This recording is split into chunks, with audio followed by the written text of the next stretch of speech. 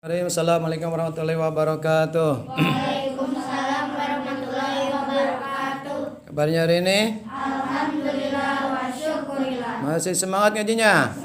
Semangat. Siapa kita? Santri Nurul Huda, Santri Nurul Huda, Santri Nurul Huda. Mana semangatmu? Ini semangatku, yes. Mana suaramu? Ini suaraku, yes. Ya, kita kembali lagi di pengajian ba'da subuh, kuliah subuh.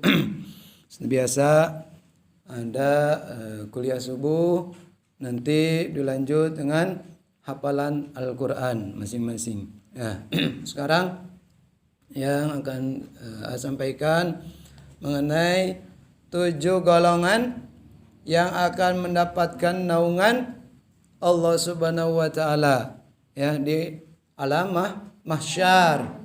Ya. Siapa saja 7 golongan ini yang akan mendapatkan naungan dari Allah Subhanahu wa taala. Ya. Yang pertama imamun adilun. Pertama, imam atau pemimpin yang adil. Apa yang dimaksud pemimpin? Apa yang disebut imam? Ya, pemimpin atau imam itu adalah seseorang yang diberikan amanah, diberikan tanggung jawab oleh Allah terhadap apa yang diamanahkan. Ya, mulai dari atas sampai bawah.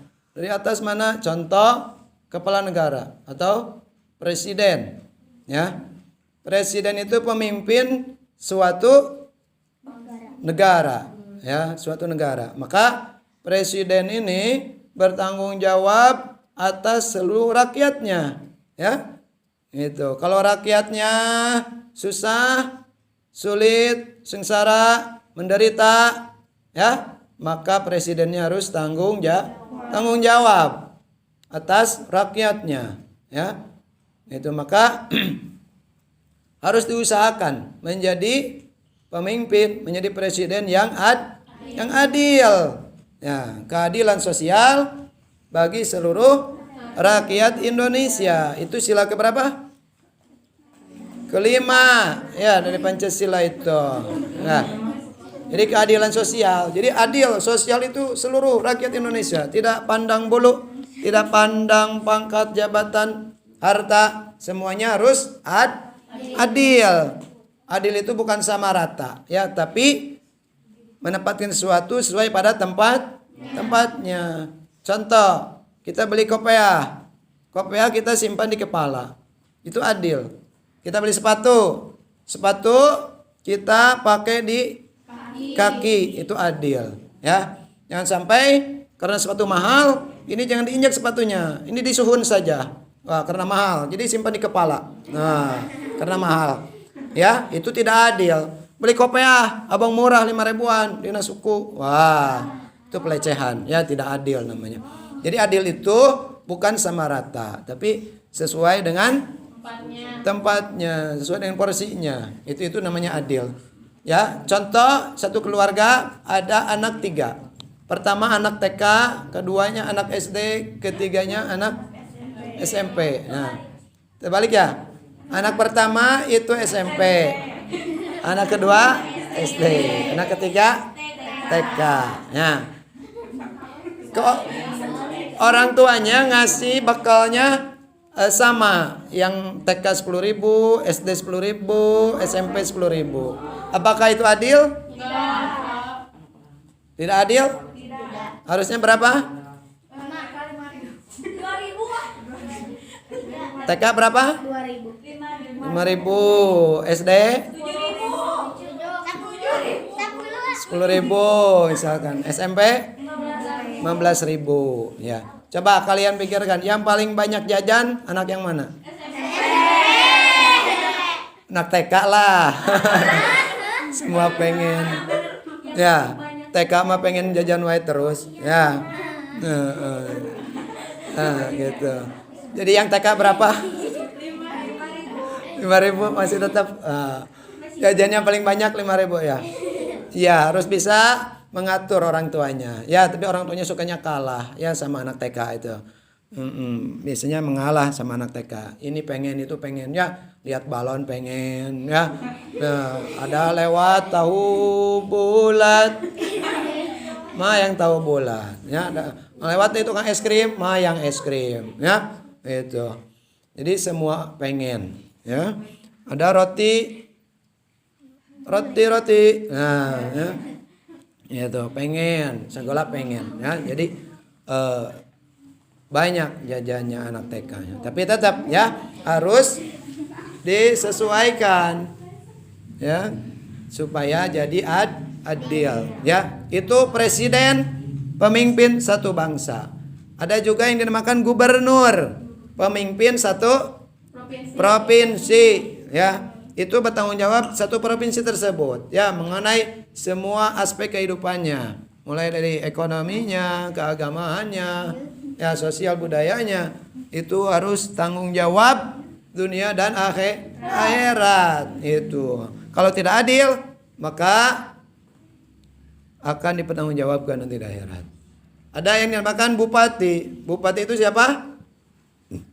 Pemimpin kabupaten, ya, itu bupati. Itu bertanggung jawab satu kabupaten, ya. Ada juga yang dinamakan pacamat, ya. Pacamat itu satu kecamatan, tanggung jawab semua satu kecamatan.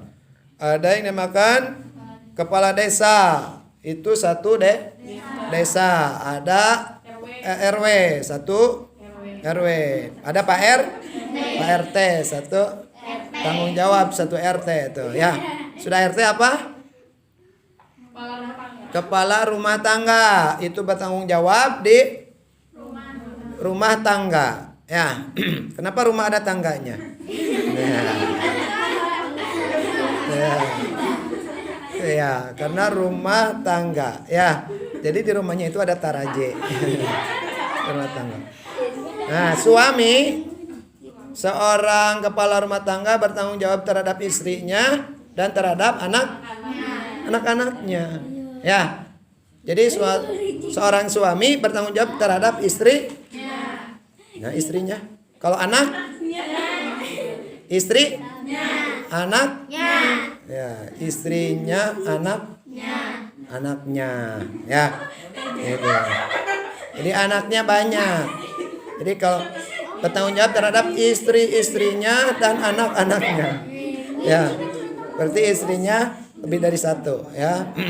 Kalau bertanggung jawab terhadap istrinya dan anak-anaknya, ya, itu, iya, tanggung jawab, ya, bukan hanya masalah nafkah, makan minumnya, pakaiannya, pendidikannya, tapi juga masalah agamanya, akhlaknya, keimanannya, ya, itu akan dipertanggungjawabkan di dunia dan di akhirat. Harus adil, tenang, adil, ya. Ke istri berapa, ke anak-anak berapa, masalah waktu, pengaturan waktu, harus bagaimana, itu harus adil, ya. Itu seorang kepala rumah tangga atau suami atau bapak. Kalau seorang istri itu menjadi pemimpin untuk anak-anaknya, ya. Anak-anaknya itu tanggung jawab seorang ibu, ya. Ibu, ya. Ibu harus tanggung jawab. Siapa yang melahirkan? Ibu. Ya. Yang mengandung? Ibu. Yang menyusui? Ya, yang disusui? Bayinya, ya, yang disusui itu. Ibu, engkaulah wanita yang mulia, derajatmu 3 tingkat dibanding ayah. Kau mengandung, melahirkan, mengandung lagi, melahirkan lagi, mengandung lagi, melahirkan lagi, ya. Anaknya banyak, mengandung lagi, melahirkan lagi, ya. Jadi banyak anaknya, ya. Jadi kenapa Seorang ibu itu derajatnya lebih tinggi 3 tingkat daripada ayah. Kenapa? Karena yang pertama seorang ibu itu mengandung. Adit.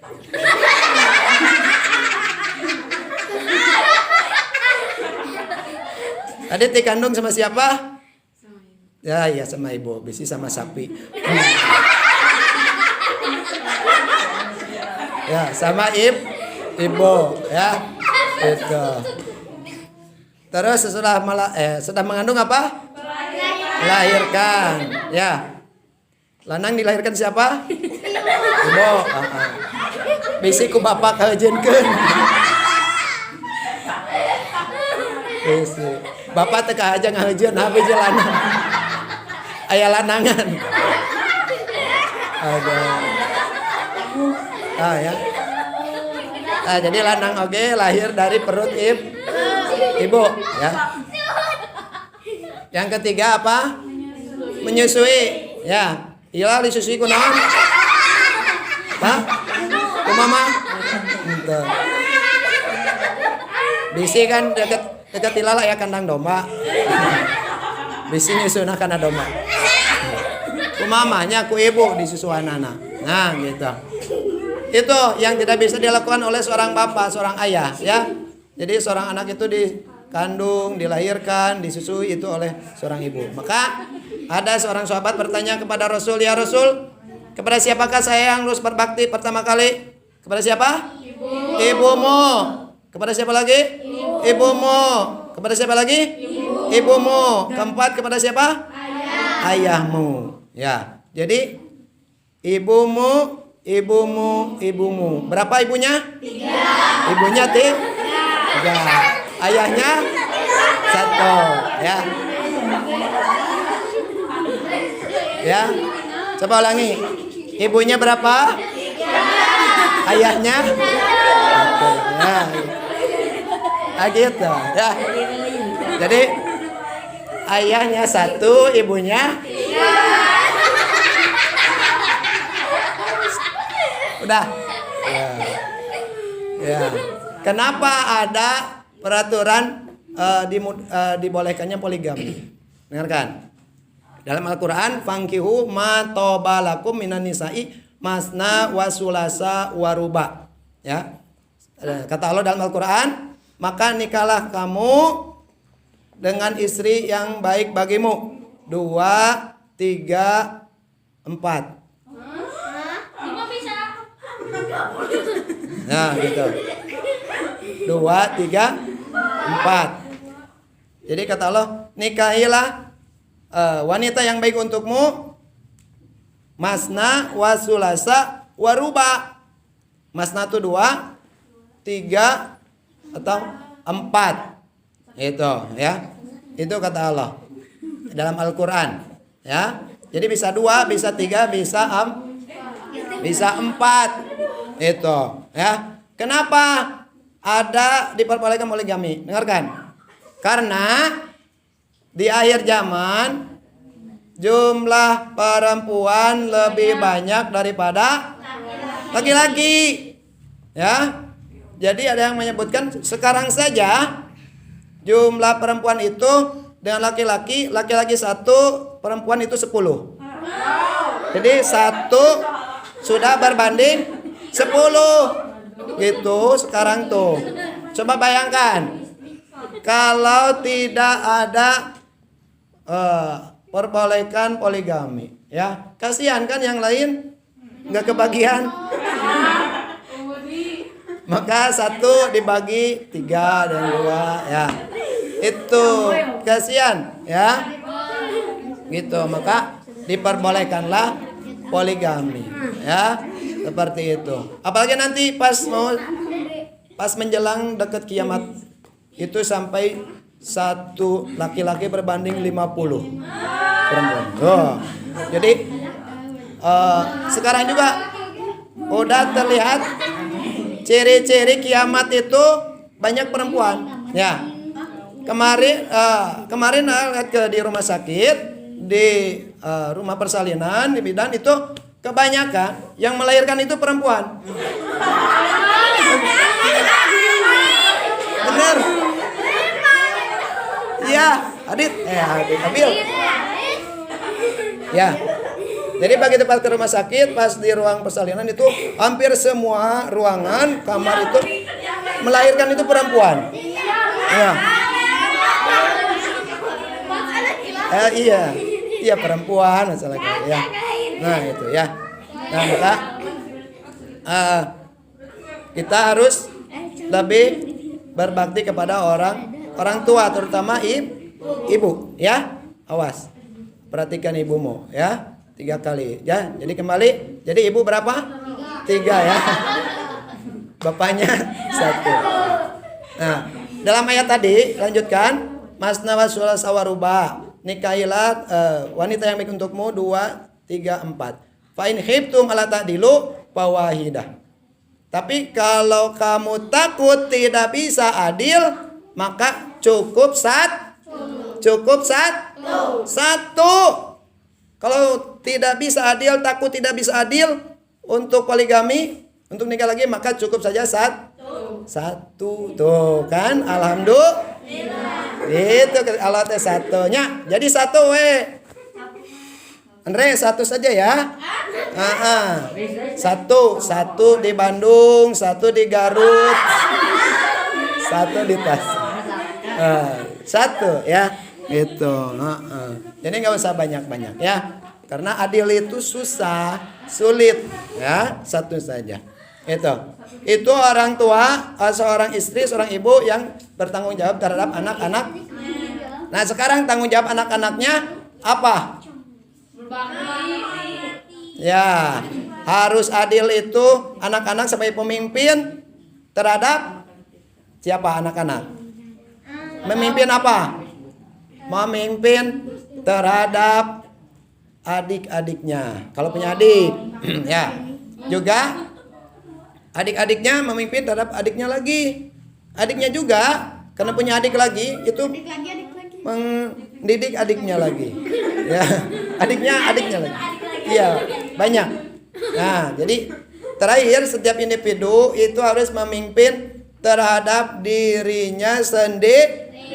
Kullukum ra'in wa kullukum mas'ulun an ra'iyati. Setiap kalian itu pemimpin dan setiap kalian akan dipertanggungjawabkan atas kepemimpinan kalian. Jadi diri kalian juga memimpin terhadap diri kalian sendiri. Karena kalian sudah diberi amanah oleh Allah. Apa amanahnya? Anggota tubuh kita. Panca indera kita itu harus dipimpin oleh kalian. Maka nanti di akhirat akan ditanyakan. Dipertanggungjawabkan sama Allah. Hei, angkat. Matamu ketika kamu hidup itu dipakai melihat apa saja? Ayo, ngaku. Melihat apa aja? Lihat itu ya Allah, bulan, bintang, gunung, ya, pemandangan indah gitu. Ya. Sok dilihatkan Al-Quran. Jarang ya Allah. Wah, ini Bang. Ya. Jangan dipakai lihat yang haram. Ya. Matamu dipertanyakan, telingamu dipakai mendengar apa saja? Apakah banyak mendengarkan Al-Quran atau banyak mendengarkan musik yang terpengaruh? Cek duduk. Wah, liarnya. Gitu. Lidahmu dipakai ngomong apa? Digunakan untuk apa? Apakah banyak berzikir ke Allah? Apa banyak baca Quran? Apa banyak memberikan nasihat? Atau banyak digunakan untuk gibah, menggosip, membicarakan orang lain, memarahi orang lain, berbicara yang sia-sia, yang kasar? Nah, itu dipertanggungjawabkan lidah kalian semua. Ya. Nah, terus tangan kita dipakai apa saja? Kaki kita dilangkahkan kemana saja? Akal kita dipikirkan untuk memikirkan apa? Hati kita, ya, itu ada apa di dalam hati kita, ya? Itu semua akan dipertanggungjawabkan di hadapan Allah Subhanahu wa Ta'ala. Ya, jadi semua kita adalah pemimpin yang akan dimintai pertanggungjawaban nanti di akhirat gitu. Itu jadi satu yang akan dinaungi pada hari kiamat di alam mahsyar, yang pertama itu imam yang adil, pemimpin yang adil. Yang kedua apa? Pemuda. Wah, luar biasa. Kenapa pemuda? Bukannya orang tua? Ya, di situ pemuda ya. Bukan orang tua ya. Kenapa? Karena pemuda itu godaannya banyak. Mentalnya belum stabil. Imannya belum stabil. Ya, pemikirannya belum dewasa. Belum punya pegangan. Masih mencari jati diri, masih mencari. Saya mau jadi apa? Mau kemana? Masih cita-cita, angan-angan. Masih gede nafsunya. Keinginannya masih banyak. Ya. Kalau nafsu gede, kalau tidak dibarengi dengan iman, taat kepada Allah, maka nafsu tersebut akan menjerumuskan para pemuda ke dalam dosa, maksiat, ya, kecelakaan, kesesatan gitu. Maka di mana pemuda getol, rajin beribadah, rajin ke masjid, kalau laki-laki, kalau perempuan di rumah, maka itu akan mendapat naungan nanti di hari kiamat. Ya, pengen jadi pemuda soleh? Iya, itu harus. Ya, pemuda hijrah, sekarang ada hijrah. Ya, nanti bakal dapat naungan dari Allah Subhanahu Wa Taala, pemuda yang soleh. Jadi sebelum adzan sudah ke masjid. Ya, sesudah adzan tidak ada di masjid.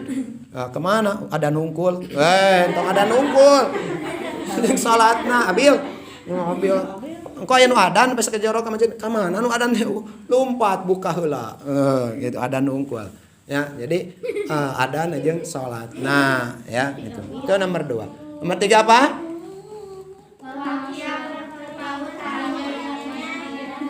Oh, ya disambungkan yang barusan. Jadi hati lelaki yang selalu terikat ke masjid. Jadi hoyong wae ke masjid ngadeng adzan teh. Nya lanang ke masjid namun ngadeng adzan teh. Lain mah nyuksruk we kana kasuar. Sudah diterangkan kalau kalian mendengar adzan terus kalian tidur, tidak bangun-bangun, maka kalian itu harus disolatkan. Iyalah. Tidur gak bangun-bangun. Salatkanlah, ya. Dengarkan. Kalau kalian tidur ketika adzan, itu ketika kalian mati, nanti jenazahmu akan berat. Akan berat. Ya. Berat, nanti diangkatnya berat. Apalagi pas jenazah kalian itu dimasukkan ke ambulan. Jadi pas diangkat itu berat. Jeung mobilna. Ya, itu akan berat. Makanya kalau pas adzan itu harus bangun. Jangan tidur mulu. Ayo we tidur abang ibadah. Nyang kayak dikubur. Ya. Nah gitu. Jadi pemuda yang terikat hatinya ke masjid, ya, yang rindu ke masjid, betah di masjid, sholat berjamaah 5 waktunya di masjid, maka akan mendapat naungan dari Allah Subhanahu. Ketiga, keempat apa?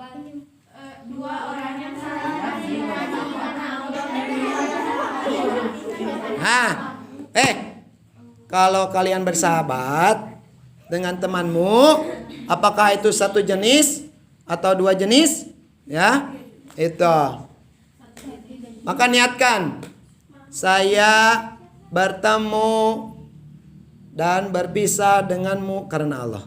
Ya, ya.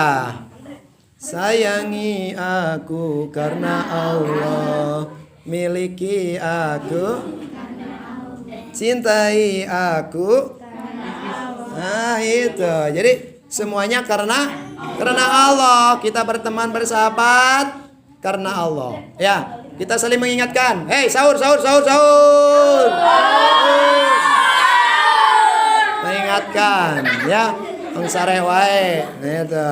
Ya, kacarai. Tos tabutilu. Tos ticai mah grek sarai deui oge. Oh deui, ya. Itu. Nah, itu jadi saling mengingatkan. Itu teman yang baik. Kemarin teman yang baik apa?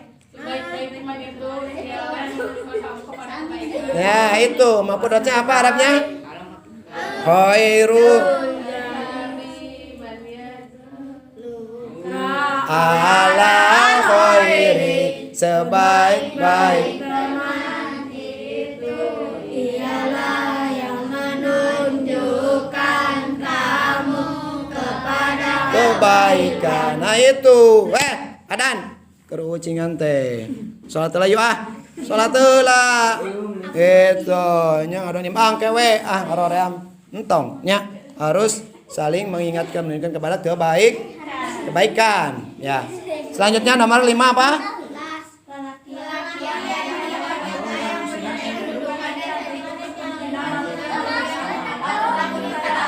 Nah, itu.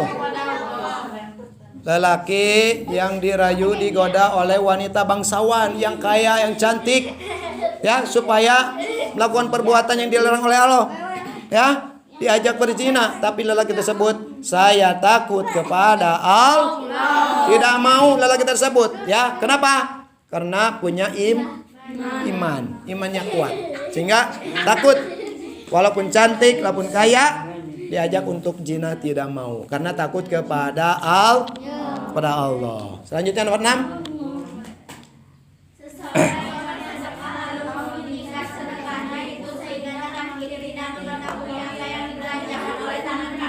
Ya itulah sedekah yang ikhlas itu seperti itu, ya. Jangankan diposting. Saya sedekah bantu membagikan masker.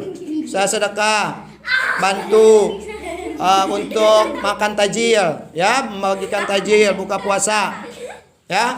Sedekahnya nyumbangnya untuk yang terkena dampak virus corona, saya bagi semua, ya, 1000 sewang. Nah, dibeja-beja, diposting, wah, itu tidak ikhlas. Tapi niatnya, kalau niatnya supaya orang lain mencontoh, itu tidak jadi masalah. Tapi kalau niatnya karena pengen dilihat, pengen orang tahu kita nyumbang, kita bersedekah, maka akan sia-sia pahalanya, ya. Yang ikhlas, sehingga jangankan orang lain, tangan kirinya pun tidak tahu apa yang diberikan oleh tangan kanannya, saking takut ketahuan orang lain, ya. Jadi susu lumputan gitu. Jadi ada kalanya susu lumputan itu bagus, ada kalanya juga terang-terangan bagus. Di mana tergantung nih niatnya. Ya, itu. Selanjutnya ke berapa? 7 terakhir. Nah, itu. Orang yang bermuhasabah, bertobat di waktu malam, orang lain lagi enak-enaknya tidur, lagi enak-enaknya membuat pulau, lagi enak-enaknya kerek. Kereknya, kumaha kerekna Abil? Teu apaleun da keur sare Abil mah. Batur ngadenge ganeng. Duk. Gitu ya. Tong kerek gandeng. Itu abarak-bak ya. Orang yang bangun di tengah malam, wudu, salat tahajud, salat taubat, zikir, istighfar kepada Allah, taubat kepada Allah, sehingga meneteskan air matanya, maka nanti di akhirat akan mendapat naungan Allah Subhanahu wa taala. Setiap satu tetes air mata kita karena takut ke Allah, maka satu tetes air mata kita akan bisa memadamkan api neraka. Alhamdulillah. Mudah-mudahan kita semua termasuk di antara 7 golongan yang akan mendapatkan naungan dari Allah Subhanahu wa taala di hari tidak ada naungan kecuali dengan Allah Subhanahu wa taala pada yaumil mahsyar. Amin ya rabbal alamin. Sekian dari pada hari ini, mudah-mudahan ada guna dan manfaat. Wassalamualaikum warahmatullahi wabarakatuh.